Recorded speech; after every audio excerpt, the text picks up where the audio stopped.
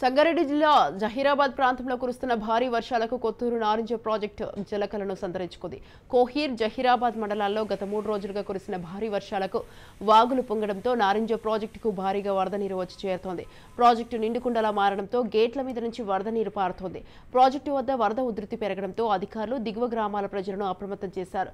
వర్షాకాలంలో ప్రాజెక్టు నిండి గేట్ల మీదుగా వరద నీరు పారడం ఇదే మొదటిసారి అంటున్నారు గ్రామస్తులు.